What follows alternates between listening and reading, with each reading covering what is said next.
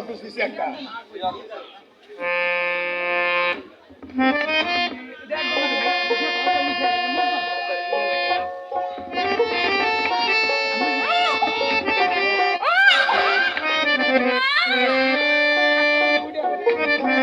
কি হয়েছে গে বৌমা, কি হয়েছে? আমার মাথাটা ঘুরে আর মনে মনে লাগে আমার। এটা তো খুশির খবর।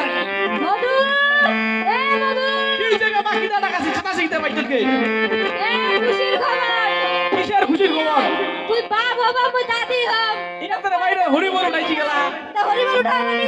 এতদিন পর একটা চাঁদা টুকরা হচ্ছে আমার বাড়ি, হরিবল উঠাবেনি আর তাহলে আমি বাজারে মিষ্টি নিয়ে আসুন মজা মিষ্টি নিয়ে আয়। আচ্ছা ঠিক আছে মালতী আপা, মালতী আপা, আসেন আপা আসেন আছেন? আসসালামু আলাইকুম ভালো আছেন ওয়ালাইকুম আসসালাম। ভালো আছি। আপনারা ভালো আছেন? হ্যাঁ আপনারা সবাই ভালো আছেন তো? তাই সবাই একসঙ্গে দাঁড়িয়ে যে আমার বাড়ি চাঁদা টুকরা আছে আপা, এটা তো না খুশির সংবাদ তো। কি আপা কেমন আছেন তাহলে? এ আপা মাথাটা ঘুরে আর বমি বমি লাগে।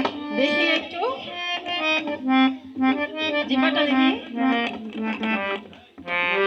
হ্যাঁ, আপনার আসলেও চাঁদের টুকরা আসতেছে, খুশির সংবাদ।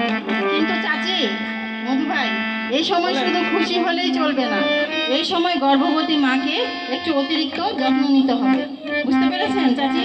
একটু অতিরিক্ত যত্ন নিতে হবে, যেমন পুষ্টিকর খাবার খাওয়াতে হবে।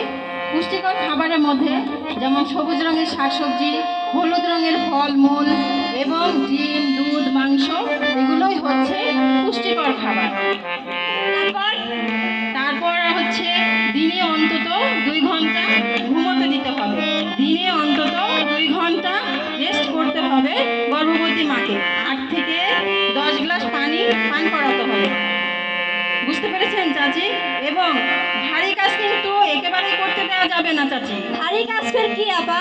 ভারী কাজ বলতে হচ্ছে যেমন ধরেন টিউবওয়েল চাপা, ধানের ধামা ওঠানো, সিঁড়ি দিয়ে ওঠানামা করা, ভারী কলস তোলা, এগুলোই হচ্ছে ভারী কাজ। হ্যাঁ আপনার এলা কি কছেন? আমরা এলা কথা কইছি, আমরা মনে হয় ছুয়ার মা হই গেলি, সবটা জন্মাই গেলি। এ মা তুই কোনো টেনশন করিস না চুপ করো তুই করবা পারবো না কটা কামড়ি করে দিন চুপ করো অধিক টেনশন করিস না ঠিক বলেছেন মধু ভাই, এই সময় আপনার সাপোর্ট খুবই প্রয়োজন আপনার কি বাবা? ওয়াইফের জন্য।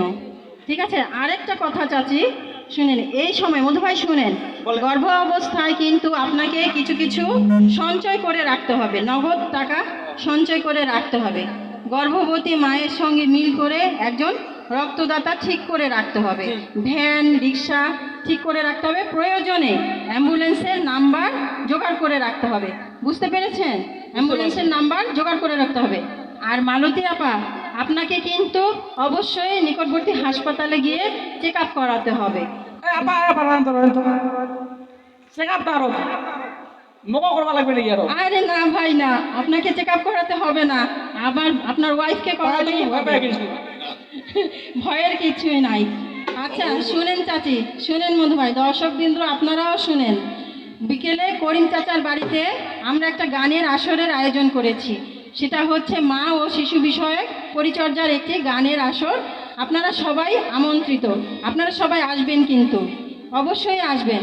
চাচি, হ্যাঁ মধু ভাই শুনো, মালতী আপা আপনারাও কিন্তু আসবেন, ঠিক আছে? আচ্ছা আপা, ঠিক আছে, যাবো। আচ্ছা, আবার দেখা হবে। শুনলেন তো সবাই, করিম চাচা বাড়িতে বলে নাকি গর্ভবতী মা আর আছে শিশুর ব্যাপারে বলে বাউল গানের আসর। আর আরেকটা খুশি সংবাদ, সর্বা বসে শুনলেন মোট তরফ থেকে মিষ্টি দেওয়া সবাই আসেন।